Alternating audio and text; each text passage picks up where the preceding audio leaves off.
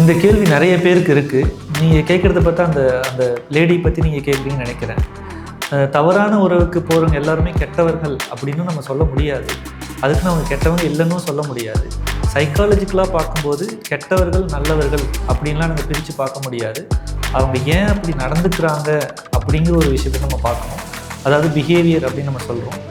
விடியல் தொலைக்காட்சி நேயர்களுக்கு வணக்கம். ரீசெண்டாக சோஷியல் மீடியாவில் ஒரு வீடியோ ரொம்ப ட்ரெண்டிங்காக போயிட்டுருக்கு. ஒரு கணவன் மனைவியை பற்றின வீடியோ.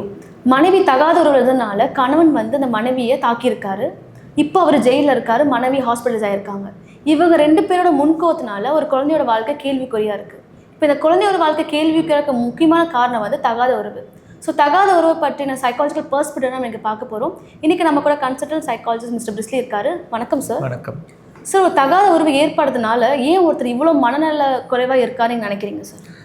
இது ஒரு நல்ல கேள்வி. இப்போ சமூகத்தில் நிறைய இந்த மாதிரி விஷயங்கள்லாம் அதிகமாக நம்ம பார்த்துட்ருக்கோம் இல்லையா? அப்படி பார்க்கும்பொழுது ஒரு திருமண உறவிலோ இல்லை ஒரு காதல் உறவிலோ அவங்களுக்குள்ளே ஏற்பட ஒரு விஷயம் நம்ம ஒன்றா இருக்கிறோம், ஒற்றுமையாக இருக்கிறோம், ஒரு நம்பிக்கையை ஏற்படுத்திக்கிட்டே இருக்கும். ஆனால் இது நம்ம நல்லபடியாக காப்பாற்றுவாங்க, நல்லா பார்த்துப்பாங்க, நல்லா சந்தோஷமாக வச்சுப்பாங்கங்கிற மாதிரிலாம் நினச்சிட்டு இருப்பாங்க. ஏதோ ஒரு காரணத்தினால அந்த உறவு தடைபடும் பொழுது நம்மளுடைய மூளையை ஏற்றுக்காது. அந்த மூளை ஏற்றுக்காத ஒரு விஷயத்துக்கு பேர் தான் பீட்ரையல் ட்ராமா அப்படின்னு சொல்லிட்டு ஒரு சைக்காலஜிக்கல் ஆஸ்பெக்டில் பார்க்குறோம். இந்த ஒரு பீட்ரையல் ட்ராமா வந்தது அப்படின்னா அவங்களுக்கு தூக்கம் வராது, அதிகமாக கோபம் வரும், அதிகமாக பசி எடுக்காது, இது நடந்த விஷயத்தையே யோசிச்சுட்டே இருப்பாங்க. இந்த மாதிரி எண்ணங்கள் ஓடிக்கிட்டே இருக்கும். இது இந்த நம்பிக்கை உடையும் பொழுது என்ன ஆகுது அப்படின்னா நம்மளுடைய மரணத்தை தாண்டின ஒரு வழியை நம்ம மனசுக்குள்ளே ஏற்படுத்தும். சார், பிட்ரையல் ட்ராமா பற்றி ரொம்ப தெளிவாக விளக்கியிருந்தீங்க. எங்கள் விடியல் தொலைக்காட்சி நேயர்களுக்கெல்லாம் ரொம்ப தெளிவாக புரிஞ்சிருக்கும். இன்னொரு கேள்வி இருக்கு, கேட்கலாமா சார்? தகாத உறவை பற்றி தெரிஞ்ச உடனே ஒரு கட்டுப்பாடை மீறி ஒரு கோவம் வருது, அது எதாவது நினைக்கிறீங்க சார்? இது மனித மூளையில் 2-3 விதமான செயல்பாடுகள் இருக்குது. இது முக்கியமாக மூளை செயல்பாடுகள் தான். இதில் ப்ரீஃப்ரான்டல் கார்டெக்ஸ் அப்படின்னு ஒரு மூளையில் ஒரு பகுதி, அது நம்மளுக்கு முடிவெடுக்கும் திறனை கொண்டது. அது சாதாரணமாகவே முடிவெடுக்கும் திறனை கொண்டதாகவே இருக்கும். ஆனால் நம்மளுக்கு அதிர்ச்சியான சம்பவம் நடக்கும்போதோ இல்லை மிகப்பெரிய ஏமாற்றங்கள் வரும் பொழுதோ நமக்கு அமெக்டலா அப்படிங்கிற ஒரு உணர்ச்சி மையம் இருக்குது. அந்த உணர்ச்சி மையம் அதிகமாக செயல்பட ஆரம்பிக்குது. அதிகமாக செயல்பட ஆரம்பிக்கும் பொழுது அது என்ன ஆகுது அப்படின்னா கோபமாகவோ அதிகமாக வன்முறையில் ஈடுபடுறதுக்கோ இந்த மாதிரியான செயல்பாடில் ஈடுபடுற வரைக்கும் கொண்டுட்டு போய் நிற்கிது. ஆனால் இதனால தான் நிறைய பேர் என்ன பண்ணுறாங்கன்னா உறவை முறிச்சிக்கிறாங்க, சில பேர் வன்முறைக்கு ஈடுபடுறாங்க, இந்த அளவுக்கு போகிறாங்க. இந்த விஷயத்துக்கு நாங்கள் சைக்காலஜிக்கல் டேர்மில் என்ன சொல்கிறோம் அப்படின்னா எமோஷனல் டிஸ்ரெகுலேஷன் அப்படின்னு சொல்லிட்டு நாங்கள் சொல்கிறோம். ஸோ எமோஷனல் ரெகுலேஷன் பற்றி எக்ஸ்பிளைன் பண்ணியிருந்தீங்க. ஸோ எமோஷனல் ரெகுலேஷனால தான் இந்த மாதிரியான பர்டிகுலர் வீடியோ எல்லாரும் சோஷியல் மீடியாவில் போஸ்ட் பண்ணுறாங்களா சார்? இதை பற்றி நம்ம கருத்து என்ன? ஓகே, இது வேலிடேஷன் சீக்கிங் அப்படின்னு சொல்லிட்டு சைக்காலஜிக்கலில் சொல்கிறாங்க. இதில் சில காரணங்கள் இருக்குது. முதலாவது காரணம் அப்படி பார்த்தா வேலிடேஷன் சீக்கிங் அப்படின்னு பார்க்குறோம். அதாவது என்னுடைய வலி உண்மையான ஒரு வலி, நான் நிறைய காயப்பட்டுட்டேன் அப்படின்னு தெரியப்படுத்துறதுக்காக நிறைய சோசியல் மீடியாவில் அப்லோட் பண்ணுறதுக்கு சான்சஸ் இருக்குது. அதை தாண்டி 2வது காரணம் சமூகத்தை தேடுவாங்க. சமூகத்தில் இருக்கிற நபர்களை நிறைய சொல்லி பார்ப்பாங்க. இது ஒரு காரணம். 3வது காரணம் அவங்களுடைய கோபத்தை பயங்கரமாக வெளிப்படுத்துவாங்க. அதாவது யார் அவங்கள காயப்படுத்தினாங்களோ அந்த காயப்படுத்தினவங்களை போயிட்டு வன்முறைக்கு உண்டாகிற அளவுக்கு அவங்க கொண்டுட்டு போவாங்க. ஒன்று அடிக்கிறதோ இல்லை மிரட்டுறதோ இந்த அளவுக்கு கொண்டுட்டு போகிறதுக்கு சான்சஸ் இருக்குது. சில பேர் என்ன பண்ணுறாங்கன்னா சோசியல் மீடியா வேலிடேஷன் அப்படிங்கிறோடைய விஷயத்துக்கு போயிடுறாங்க. அப்படின்னா என்னென்னா நம்மளுடைய சோசியல் மீடியாவில் ஏதோ ஒரு விஷயத்தில் நான் நல்லவன் காமிச்சிக்கிறதுக்காகவும் அவங்க இப்படி பண்ணிட்டாங்க அப்படிங்கிற ஒரு விஷயத்தை காமிக்கிறதுக்காகவும் அவங்க வீடியோவை அப்லோட் பண்ண ஆரம்பிச்சிடுறாங்க. ஆனால் இது ஒரு தவறான ஒரு செயலாக பார்க்கப்படுது. ஏன் அப்படின்னா இது ஒரு தற்காலிகமான ஒரு நிம்மதியை மட்டுமே தரும், ஒரு முழு மன நிம்மதியை தராது. சார், அடுத்த கேள்வி, தவறான உறவுல இருக்கவங்க எல்லாருமே கெட்டவங்களாம் அந்த சமுதாயம் பார்க்குது, அதை பற்றி உங்கள் கருத்து என்ன சார்? இந்த கேள்வி நிறைய பேருக்கு இருக்குது. நீங்கள் கேட்குறத பார்த்தா அந்த லேடி பற்றி நீங்கள் கேட்குறீங்கன்னு நினைக்கிறேன். தவறான உறவுக்கு போகிறவங்க எல்லாருமே கெட்டவர்கள் அப்படின்னு நம்ம சொல்ல முடியாது. அதுக்குன்னு அவங்க கெட்டவங்க இல்லைன்னு சொல்ல முடியாது. சைக்காலஜிக்கலாக பார்க்கும்போது கெட்டவர்கள் நல்லவர்கள் அப்படின்லாம் நாங்கள் பிரித்து பார்க்க முடியாது. அவங்க ஏன் அப்படி நடந்துக்கிறாங்க அப்படிங்கிற ஒரு விஷயத்தை நம்ம பார்க்கணும். அதாவது பிஹேவியர் அப்படின்னு நம்ம சொல்கிறோம். அவங்க ஏன் அப்படி நடந்துக்கிறாங்க அப்படிங்கிற விஷயத்தை பார்க்கும்போது அதிலேருந்து சில காரணங்கள் கிடைக்கும். அந்த காரணத்தை வச்சு தான் இவங்க இப்படி போயிருக்காங்க அப்படின்னு நாங்கள் கண்டுபிடிப்போம்.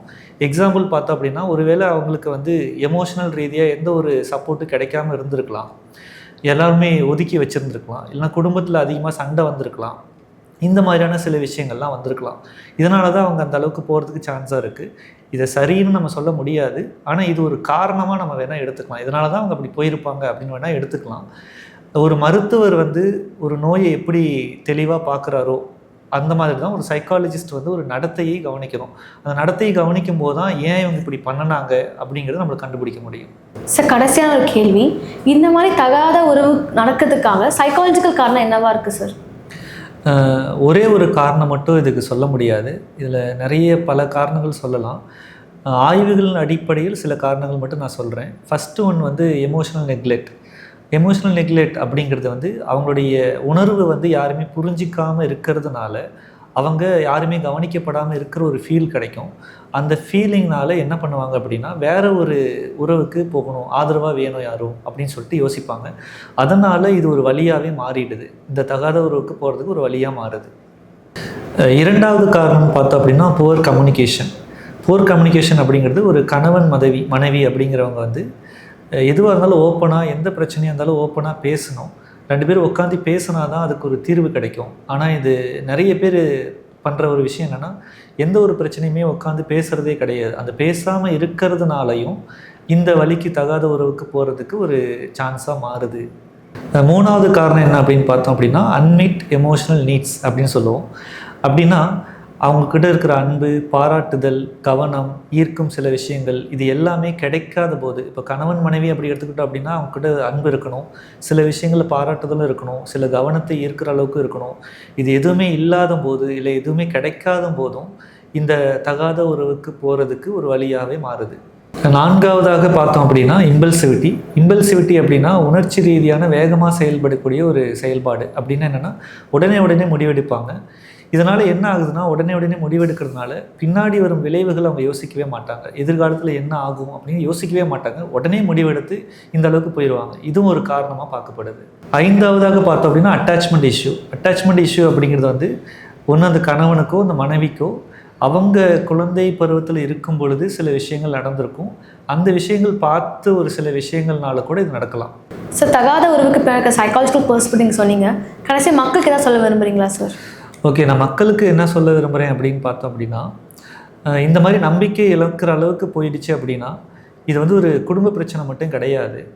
இது வந்து ஒரு மன ரீதியான ஒரு காயமாகவும் பார்க்கப்படுது.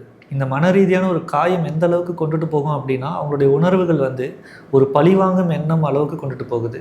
இந்த பழிவாங்கும் எண்ணம் வந்து கொண்டுட்டு போகும்போது என்ன ஆகுதுன்னா அவர்களுடைய வாழ்க்கையும் மற்றவர்களுடைய வாழ்க்கையும் குடும்பத்தில் இருக்கிற எல்லா வாழ்க்கையும் பாதிக்கப்படுற அளவுக்கு போயிடுது. இதனால் நான் என்ன லாஸ்ட்டாக சொல்கிறேன் அப்படின்னா அவங்க யார் தப்பு யார் சரிங்கிறத விட எந்த அளவுக்கு அந்த மனநிலைமையை ஆரோக்கியமாக கொண்டுட்டு போகணும், அந்த உறவை எப்படி ஆரோக்கியமாக கொண்டுட்டு போகலாங்கிற அளவுக்கு நம்ம கவனம் செலுத்துறதாவே போதும்.